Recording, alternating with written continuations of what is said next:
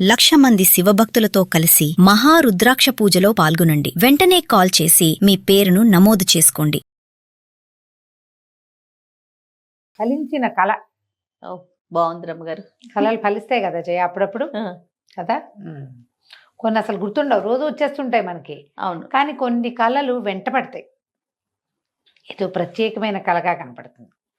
ఒక్కొక్కసారి ఎప్పుడో మనకు సంతానం కలగబోతుంది, కలిగే సమయం వచ్చినప్పుడు కొంతమందికి పువ్వుల తోటలు, పళ్ళ తోటలు అలాంటివి కళ్ళలో కనపడతాయి. పువ్వులని పళ్ళ తోటలు కనపడితే పిల్లలు పుడతారనమాట. పువ్వుల తోటలు కనపడితే ఆడపిల్ల, పళ్ళ తోటలు కనపడితే మగపిల్లలు, అలా చెప్పేవాళ్ళు ఊళ్ళల్లో, చెప్పుకునేవాళ్ళు. ఆ తర్వాత ఏదో ఊరెళ్ళినట్టు, చనిపోయిన వాళ్ళు ఎవరైనా కనపడ్డట్టు అట్లా కళ వస్తే పెద్దవాళ్ళు చెప్పే ప్రయోజనాలు ఏవో ఉంటాయి. ఈ కళకి ఇలాంటి ఇది ఫలితం ఉంది అని స్వప్నశాస్త్రం ఒకటి ఉందట. ఎలాంటి కళ వస్తే అలాంటి ఫలితం వస్తుంది. త్రిజటా స్వప్నం చెప్పుకున్నాంగా మనం. అట్లా అయితే ఈ కళ చెప్తాం.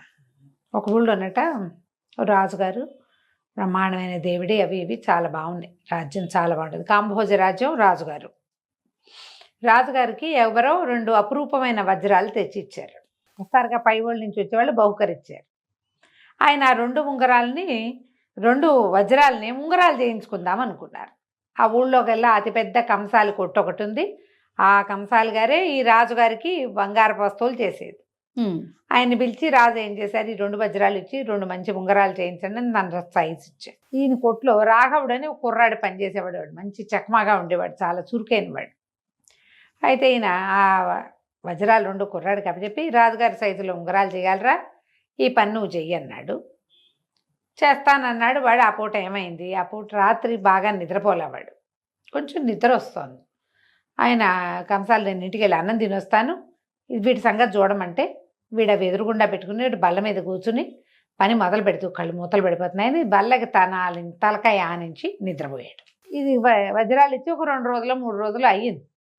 2వ రోజు అనుకో, రాజుగారు ఆ రోజు మారు వేషంలో ఊళ్ళో తిరుగుతున్నాడు. కంసాలి వాళ్ళు ఇప్పుడు బజార్లు ఊళ్ళలో ఎట్లా ఉండేవి అప్పుడు ఆ కాలంలో, ఎవరికి వారివే నుండి అంగళ్ళు, ఏ అంగడికి ఆ అంగడి అంటే ఈ రకం అంగళ్ళన్నీ ఈ లైను. అవును, అట్లా ఉండేవి బజార్లు. మనకు కూడా ఈ బందర్ బెదవాడలో అలాగే ఉండేవి. అవును రమ్మగారు.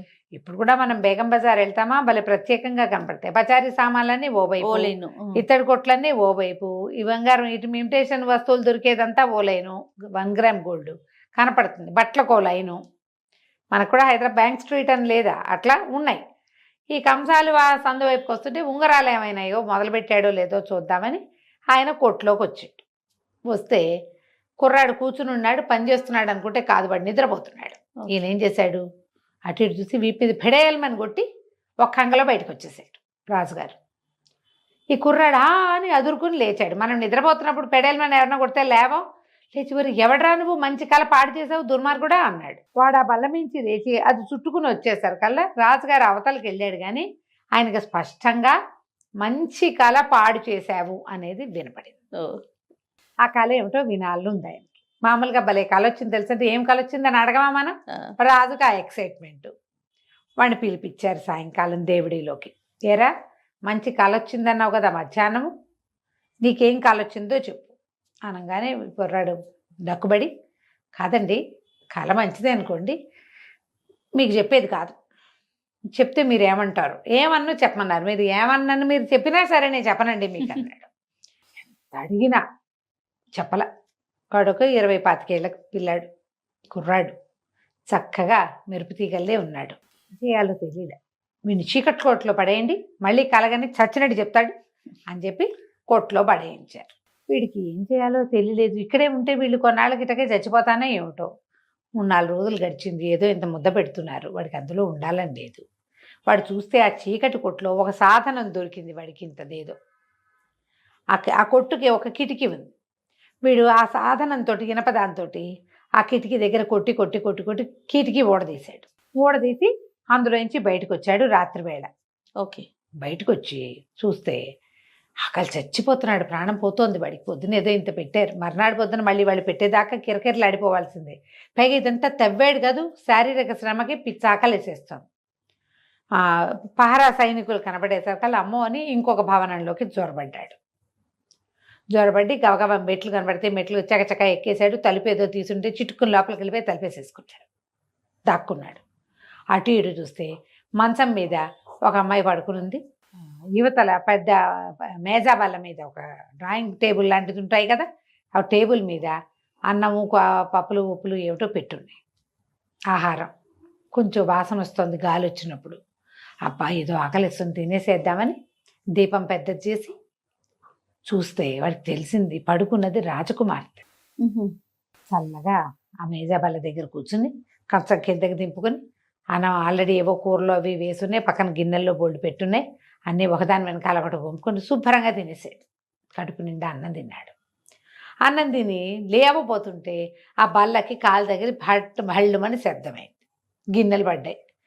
అదాటన రాకుమార్తె నిద్ర లేచేసింది. ఎవడరా నువ్వు అంది. నేను ఎవరైతే ఏంలే అన్నాడు. అనేసరికలు ఉండు నేను రక్షక పట్లకు పట్టిస్తాను అంటే పిల్లాడు కుర్రాడు అన్నాడు. వీడు రాఘవుడు, ఆ పట్టించు మీ నాన్న చేతిలో ఎటకు చచ్చేవదాన్ని వాడినే నేను. చచ్చే ముందు నీకు ఒక మాట చెప్పిపోతాను, నేను నిన్ను ఎంత ప్రేమిస్తున్నానో నీకు నేను చెప్పలేను అన్నాడు. ఓరిని. రాజకుమార్తెకి నవ్వొచ్చింది. ఇప్పుడేగా చూసేవంది. కాదులే నేను ఎప్పుడో చూశాను నిన్ను అన్నాడు.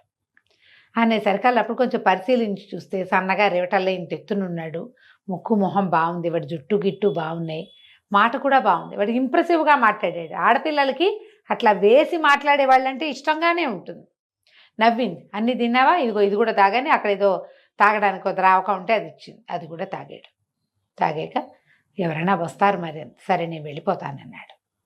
మళ్ళీ ఎప్పుడు వస్తావు అని అడిగింది. రేపు వస్తాలే ఆకలిస్తే అని చెప్పి మర్నాటి నుంచి రోజు రాత్రిపూట ఆ కిటికీ ఊడ తీసుకుని నడుచుకుంటూ వచ్చి చీకట్లో రాజకుమార్తె గదిలోకి వెళ్ళిపోయి శుభ్రంగా పళ్ళెంతో పెట్టున్నవని తిని కబుర్లు చెప్పుకుని వాళ్ళిద్దరికి అచ్చంగాయలు ఆడుకునే వాళ్ళు కబుర్లు చెప్పుకునేవాడు. రాజకుమార్తె వీడి ప్రేమలో పడిపోయి ఉంది. ఈ ఇట్లా నడుస్తూ ఉండగా ఏమైందట, ఈ రాజుగారిది కాంభోజ రాజ్యం కదా, చిన్న రాజ్యం. పెద్ద చక్రవర్తి ఒక ఆయన ఉన్నాడు. ఇట్లాంటి 25-30 రాజ్యాలు ఆయన కింద ఉంటాయి. ఆయన ఏం చేశాడట, 3 గుర్రాలను పంపించి మీ రాజ్యంలో తెలివిగల వాళ్ళు ఉన్నారా, ఈ 3 గుర్రాలది వయసు కనిపెట్టండి, ఏది పెద్దదో ఏది చిన్నదో చెప్పాలి అని పంపించారు. 3 సమానంగా ఉన్నాయి, నల్లటివి, చక్క కుచ్చుతోకలు. రాజు చూశాడు, సైన్యాధిపతి చూశాడు, అశ్వశాలాధ్యక్షుడు చూశాడు, ఎవరికి తెలియదు. రాజుగారు మా అమ్మాయి భలే తెలివిగలది, అమ్మాయి కబురు చేస్తానన్నాడు. అమ్మాయి వచ్చి చూసింది. ఏమో నాన్న నాకు తెలియట్లేదు అని. కానీ పిల్ల తెలివిగలది, పట్టేసింది. ఏం చేయాలో తెలుసు దానికి, కానీ చెప్పల. వెళ్ళిపోయి ఎంతమందో తెలివిగల వాళ్ళని చెరసాలలో బారేసావు, ఎవడైనా చెరసాలలో తెలివిగలవాడు ఉంటే వాడిని కేకేసి కనుక్కోనాన్న అని చెప్పింది. ఇది సాయంకాలం జరిగింది. రాత్రికి మన కుర్రాడు రాఘవుడు భోజనానికి రాజకుమార్తె దగ్గరికి వెళ్ళాడు. రాజకుమార్తె అంది, రేపు పొద్దున్నే మా నాన్నకు నువ్వు గుర్తొస్తావు, పిలుస్తాడు, 3 గుర్రాలు ఉంటాయి, అక్కడ నువ్వు ఈ ప్లాన్ చెయ్యి అని చెప్పి కుర్రాడికి చెప్పేసి వాడి శుభ్రంగా అన్నం తిని తెల్లవారేసరికల్లా తన గదికి చేరుకున్నాడు చీకటి కొట్టులోకి. సరే రాజుగారు ఏ నేరాల మీద ఎవరెవరిని అరెస్ట్ చేశాము లిస్ట్ అంతా తీయండి, అమ్మాయి చెప్పింది కదా చూద్దాం ఎవడైనా తెలివిగలవాడు ఉన్నాడేమోనని. అన్నీ చూసాక గుర్తొచ్చింది ఆయన. చీకటి కొట్లో ఒక కుర్రాడిని పడేసాము, శలాకలాగా ఉన్నవాడిని. వాడి శక్తి అయితే వాడి కళ ఏమిటో చెప్పలా మనకి ఏకేశ్వరుడు అన్నాడు. బతికే ఉన్నాడు, ఎందుకు బతికుండాడు, శుభ్రంగా రాకుమార్తె తినాల్సిన అన్నం అంతా తింటున్నాడు వాడు, నుండగా ఇంటాడు. పిలిచారు. పిలిచాక రాజన్న అడిగాడు, నీ కళ ఏమిటో చెప్తావంటే చచ్చినా చెప్పనండి అన్నాడు. సరే చచ్చకపోతే పోయావు, ఇగో ఈ 3 గుర్రాలు ఉన్నాయి మన దగ్గర, వీటిలలో దేని వయసు ఏమిటో చెప్పగలవా అన్నాడు. చెప్తానండి ఇదైతే అన్నాడు. ఏం చేయమంటావు, ఎట్లా చెప్తావంటే యవధాన్యం పట్టు తెప్పించండి, 3 ముందు ఎవలు పెట్టించండి, తిన్నాక చూద్దామన్నాడు. 3 ముందు 3 ఇంతంత ఇవి పెడతారు, చెక్క వాటిలలో ఇంత తొట్టెలలో ఉన్న దాంట్లో యవధాన్యం నిండా పోసి పెట్టారు. మొదటిది మొత్తం తినేసింది, రెండోది సగం తిన్నది, మూడోది అందులో మొహం పెట్టి అదేమిటో చూసి మానేసింది. యవధాన్యం ముదిరిన గుర్రాలే తింటాయి, ఓహో, లేత గుర్రం తిందు. ఏం చెప్పాడంటే మొత్తం తినేసిన దాని వయసు 3 ఏళ్ళు లేదా ఆ పైన, సగం తిన్న దాని వయసు 2 ఏళ్ళు, అసలు తిన్న దాని వయసు 1 ఏడాది. ఒప్పుకున్నారు వాటితో పాటు వచ్చిన వాళ్ళు. నిజం, అసలు తిన్న యవధాన్యం అలవాటే లేదు దానికి, అందుకని అది అసలు ముట్టుకోలే. రెండో దానికి కొంచెం 1 ఏడాది వెళ్ళాక పెడతారు, కొద్దిగా తిన్నది సగం. మూడోది ఇప్పటికి 2 ఏళ్ళ నుంచి తింటోంది, అందుకని శుభ్రంగా తినేసింది. రాజు ఆశ్చర్యపోయాడు. కుర్రాన్ని మళ్ళీ అడిగాడు, నీ కళ చెప్పవా అంటే నేను చెప్పను అన్నాడు. మళ్ళీ వీడిని కొట్టబారండి తీసుకుపోయి అన్నాడు. మళ్ళా వాడిని కొట్లో పడేశారు. 6 నెలలు గడిచినాయి. 5 నెలలు చక్రవర్తి గారి దగ్గర నుంచి ఒకడు వచ్చాడు. మళ్ళీ ఒకడు రాజ్యంలో తెలియగల వాళ్ళు ఉంటే ప్రశ్నకు సమాధానం చెప్పాలి. ఏమిటి? 3 రకాల పళ్ళు తెచ్చాడు. 3 యాపిల్స్. అవి ఏ యాపిల్ ఎంత నిలవబడిందో చెప్పాలి. ఓహో. ఏది బాగా పండింది, ఏది సగం పండింది, ఏది పండలేదు చెప్పమన్నారు. 3 పళ్ళు పెట్టారు. 3 ఒకటే రంగులో ఉన్నాయి. మళ్ళీ యువరాణి వచ్చి నవ్వుతూ చెప్పింది నాకు తెలియలేదు అని. కానీ తనకు తెలుసు, తనకి ఏం చేయాలి.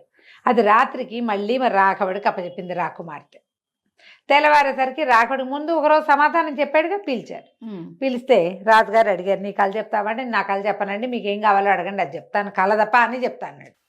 ఈ 3 పళ్ళకి ఏ పండుకి వయసు చెప్పగలవంటే చెప్తానని ఏం చేశాడు, 3 పళ్ళని 3 గ్లాస్ బౌల్స్ తెప్పించండి, నిండా నీళ్ళు పోయండి అని 1 2 3 పళ్ళని నీటిలో వేసాడు. ఒకటేమో కింద కూర్చుంది పోయి, ఈ పండు అన్నిటికంటే ముసలిది, అలా అనుకోండి.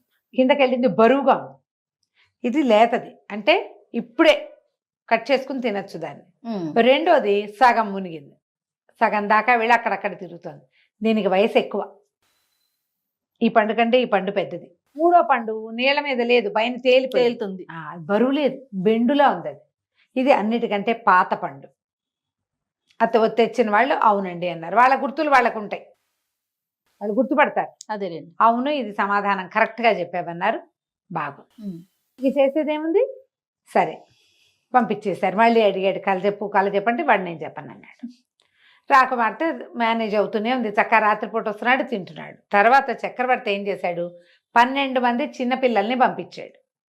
12 మంది ఒకటే రకం బట్టలు, ఒకటే రకం తల పనులు, హెయిర్ కట్స్, ఒకటే మొహాలు అటు ఇటుగా అంటే ఒకే ఏజ్. అదే. కానీ వీళ్ళలో ఆడపిల్లలు ఎంతమంది, మగపిల్లలు ఎంతమంది చెప్పమన్నారు. ఓహో. దీనికి ఎట్లా చెప్తారు? రాకుమార్తె చెప్పింది సమాధానం. 3వసారి మళ్ళీ రాఘవుడిని పిలిచారు. పిలిచేసరికల్లా సరే రాఘవుడు వచ్చి ఏమన్నాడంటే, భోజనాలు పెడదాం, వీళ్ళకి చక్కగా భోజనం వడ్డించండి. సరే అందరికీ పిల్లలకి భోజనం పెట్టారు. భోజనం పెట్టాక భోజనం పెట్టే ముందు చేతులు కడిగించాలి. చేతులు కడగటానికి అందరికీ నీళ్ళు ఏర్పాటు చేశారు. రాఘవుడు ఏం చెప్పాడంటే, వేడి నీళ్లు పట్టుకురండి. అందరినీ వేడి నీళ్లు పోసి చేతులు కడిగించారు. అమ్మో అన్న వాళ్ళందరినీ ఒక లైన్లో నుంచోబెట్టాడు. వేడిగా ఉన్నాయి అని చేతులు కడుక్కున్న వాళ్ళు ఇంకో లైన్లో నుంచోబెట్టారు. చేతులు కాలిన వాళ్ళు మగపిల్లలు, భరించగలిగిన వాళ్ళు ఆడపిల్లలు. ఆడపిల్లల చేతులు వేడిని భరిస్తాయి. లోక విదితం కదా. ఇంత తెలివితే వీడికి రాజకుమార్తె చెప్పలేని విషయం కూడా వీడు చెప్పేస్తున్నాడు. ఓహో. మంత్రిని అడిగాడు, ఏం చెయ్యాలి? ఏం చేయటం ఏంటండి, ఇంత తెలివైన వాడు మన రాజ్యంలో ఉండటమే మనకు గొప్ప. 3 సార్లు చక్రవర్తి దగ్గర నుంచి వచ్చిన వాటికి ఇది సమాధానం చెప్పాడు. మనం సరిగ్గా చెప్పలేకపోతే చక్రవర్తి మన శిస్తులన్నీ పెంచేసేవాడు. మీ రాజ్యంలో అందరూ తెలివి తక్కువ పెద్దమ్మలు డబ్బులైనా ఇవ్వండి అనేవాడు. 3 సార్లు తిరగొట్టాడు. వీడు ఇలాంటి వాడిని ఉంచుకోవాలి. రాజ్యంలో పౌరుడుగా కాదు, ఇంట్లో సభ్యుడిగా ఉంచుకోండి. రాకుమార్తెనిచ్చి పెళ్లి చేయండి, నా మాట వినన్నాడు. ఓహో. రాకుమార్తె నేను కూడా అదే అనుకుంటున్నాను నాన్న, నాకంటే వీడు చాలా తెలివైన వాడు అన్నది. అనేసరికి రాజుగారు సరేననుకుని ఈ కంసాల కొట్లో పనిచేసే రాఘవుడికి రాజకుమార్తెనిచ్చి వివాహం చేశారు. అయితే ఇంతలో ఏమైంది, ఆ చక్రవర్తికి ఏమనిపించింది, ఏమిటి ఈ 3 సమాధానాలు ఎక్కడి నుంచి వచ్చినాయి, 3టిని ఒకడే చెప్పాడు అంటే వాడికి అంత తెలివైన వాడా వీడు? ఇంత తెలివైన వాడిని ఇక్కడ వదిలిపెడితే రేపొద్దున వాడు రాజ్యానికి చక్రవర్తి అవ్వడానికి చూడ్డా అని ఆలోచించి, ఆ తెలివైన కుర్రాన్ని మా దగ్గరికి పంపించండి, మాకు ఇక్కడ కొన్ని తెలివిగల వ్యవహారాలు ఉన్నాయని చక్రవర్తి దగ్గరికి పంపించారు. పంపిస్తే, రాబోయ్ నువ్వు చాలా తెలివిగల వాడివన్నారు, ఇదిగో చూడు అని ఒక ప్రశస్తమైన ఇనప ముక్కని రేకుని ఒకటి ఇచ్చాడు. దీంతో ఇది అల్లి పంపించాలి, వస్త్రం వేసి పట్టుకురా అని చెప్పాడు. చెప్పేసరికల్లా దాంతో ఎట్లా చేస్తారు? తను ఆశ్చర్యపోయాడు. సరే చూద్దామని ఆ ఇనం ముక్కని చేత్తో పుచ్చుకున్నాడు. ఇతనికి ఒక చోట ఉండడానికి వసాది అరేంజ్ చేశారు. రాజకుమార్తెతో పెళ్ళైపోయింది. అవును. పెళ్ళయ్యాక చక్రవర్తికి ఏమనిపించింది, ఇంత తెలివిగల సమాధానాలు చెప్పిన వాడు ఒకడే అయితే రేపొద్దున పెద్ద రాజ్యానికి ఎసరు పెడతాడు వాడు. ఓహో. వాడిని ఏదో ఒక రకంగా మట్టు పెట్టాలి అని చెప్పి రాజుగారు, కాంభోజ రాజుగారికి కబురు చేశారు. చాలా తెలివైన ఐడియాలు ఇచ్చిన మీ అల్లుడిని పంపించమని. అల్లుడు ఊళ్ళోకి వచ్చాడు, చక్రవర్తి గారి దగ్గరికి వచ్చాడు, వేరే రాజ్యం. వచ్చేసరికల్లా చక్రవర్తి అన్నాడు, ఆహాహా నువ్వు చాలా తెలివిగలవాడిపోయి ఎంత క్లిష్ట ప్రశ్నలకైనా సమాధానాలు చెప్పావు. ఇదిగో ప్రశస్తమైన రేకు ముక్క, ఇది తీసుకో, దీంతో చక్కటి పట్టుబట్ట అల్లి పట్టుకురా అని చెప్పాడు. అర్థం కాల రాఘవుడికి. ఇదేమిటి ఇనం ముక్కతోటి పట్టుబట్ట అల్లమంటాడు? పట్టుబట్ట అల్లే దేంతోటి? పట్టుదారాలతో. ఇనం ముక్కతో ఎట్లా చేస్తారు? పోనీ ఐడియా యుక్తి చెప్పడానికి భార్య కూడా దగ్గర లేదు. ఇతనికి ఒక బస ఇచ్చారు, ఆ బసలో అటు ఇటు తిరుగుతుంటే చక్రవర్తి గారి కూతురు వచ్చి మీ వివాహానికి జరిగినప్పుడు నీవి పటాలు అవి పంపారు, నువ్వు నాకు ఎంతో నచ్చావు, ఓహో నువ్వు చాలా తెలివిగలవాడివి అని మా నాన్న తండ్రి గారు చాలాసార్లు చెప్పారు. నాకు కూడా నీ మీద మనసు కలిగింది. ఇప్పుడు మా తండ్రి పెట్టిన దానికి నీకు ఒక ఐడియా ఇస్తా అని చెప్పి ఏం చేసింది, ఒక పట్టు సంచిలో గుప్పెడు దోసెడు ఇసకపోసి పట్టుకొచ్చింది. ఇదిగో దీంతో దారం చేసి దారాలు చేసి ఇవ్వమను, ఇసుకతోటి సరిపోతుంది అని చెప్పి ఆ పట్టు వస్త్రంతో కుట్టిన చిన్న గుడ్డ సంచిని ఇతని చేతిలో రాఘవుడి చేతిలో పెట్టి వెళ్ళిపోయి. మర్నాడు రాఘవుడు చక్రవర్తి దగ్గరికి వెళ్ళాడు. ప్రభు మీరు చెప్పిన పని చాలా సులువండి, ఇదిగోండి 2 గుప్పెళ్ళ ఇసుక, దీంతో మీరు దారాలు నేయించి ఇవ్వండి. దారాలు తీస్తారు కదా, దారం వడుకుతారు, ఏం చేస్తారు, మన పత్తి నుంచి దారం ఉడికి తీస్తారు, నూలు ఉడికిస్తారు. ఈ ఇసుక నుంచి మీరు దారాలు కనుక ఉడికించి ఇచ్చారంటే మీరు చెప్పిన పట్టు వస్త్రం ఇనం ముక్కతోటి నేను నేస్తానండి అన్నాడు. అనేసరికి రాజు తెల్లపోయి, అదేమిటి ఇసుకతో దారాలు ఎట్లా వస్తాయి అన్నాడు. మరి పట్టు వస్త్రంతో వస్త్రం ఎట్లా వస్తుంది, ఇనప ముక్కతోటి పట్టు వస్త్రం ఎట్లా వస్తుంది ఇనం ముక్కతోటి అనేసరికి రాజు కనిపించింది, అమ్మో ఒకటి చాలా తెలివి కలవాడు అనిపించి మంత్రి కేసు చూశాడు. ఆ మంత్రి అన్నాడు, మహాప్రభు కాంభోజరాజు వీడి తెలివిని గ్రహించి ఇతని తెలివిని గ్రహించే పిల్లనిచ్చి పెళ్లి చేసి ఇంట్లో పెట్టుకున్నాడు, అల్లుడు చేసుకున్నా. ఇప్పుడు మనం అక్కడ వదిలిపెట్టామనుకోండి రేపొద్దున మనకెసరు రావచ్చు, అందుకని ఈయన్ని మనం కూడా అల్లుడిని చేసేసుకుందామండి, రాజకుమార్తెని చక్రవర్తి కుమార్తెని పిలవండి అన్నారు. చక్రవర్తి కూతురు వచ్చింది, అమ్మాయి ఇతన్ని వివాహం చేసుకుంటామంటే నీ ఆజ్ఞ నాన్న, నువ్వు ఏది చెప్తే చేస్తాను అని అనగానే చక్కగా రాఘవుడికి చక్రవర్తి గారి కూతురికి పెళ్లి చేసేశారు. ఓకే. చక్రవర్తి కూతురుని తీసుకుని మన రాఘవుడు తన సొంత ఊరికి మామగారింటికి బయలుదేరి వెళ్ళాడు. యువరాణులు ఇద్దరు ఒకళ్ళనొకళ్ళు సంభావించుకున్నారు. ఆ రోజు రాత్రి భార్యలిద్దరితోటి రాఘవుడు తోటలో పడుకుని కులాసాగా కాలక్షేపం చేస్తున్నాడు. రాజుగారు వచ్చారు అల్లుడిని చూడ్డానికి. మొత్తానికి చక్రవర్తిని బోల్తా కొట్టించి పిల్లని పెళ్లి చేసుకొచ్చినందుకు అభినందించడానికి వచ్చాడు.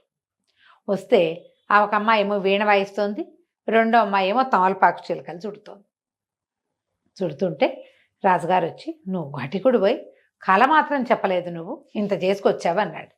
రాఘవుడు నవ్వాడు, ఇదేనండి నాకు వచ్చిన కళ. నేను మంచం మీద పడుకుని విశ్రాంతిగా ఉంటే రాజకుమార్తె తమలపాకు చిలుకలు చుడుతున్నట్టు, చక్రవర్తి కుమార్తె వీణ మీటుతున్నట్టు కళ వచ్చింది. నేను గనక ఆ కళ చెప్తే నన్ను బతకనిచ్చేవాళ్ళ మీరు? కళ చెప్పకపోవటం వల్లే ఫలించిందంటే ఇదే నాకు వచ్చిన కళ, నేను ఇది కలగన్నాను ఆ రోజు అని చెప్పాడు. రాజుగారు ఆశ్చర్యపోయాడు, కళ నిజమైందిగా, అదే అవుతాయి అప్పుడప్పుడు. ఆయన సంతోషించి అల్లుడిని శతవిధాలుగా దీవించి, నువ్వు చక్రవర్తి కూడా అల్లుడయ్యావు, చక్కగా నీ జీవితం ఎంతో బాగుంటుందని ఆశీర్వదించి ఆడపిల్లలిద్దరితో అల్లుడిని అక్కడే వదిలిపెట్టి వెళ్ళిపోయాడు. కథ కంచికి మనం ఇంటికి. బాగుంది రమ్మ గారు. నమస్తే. నమస్తే.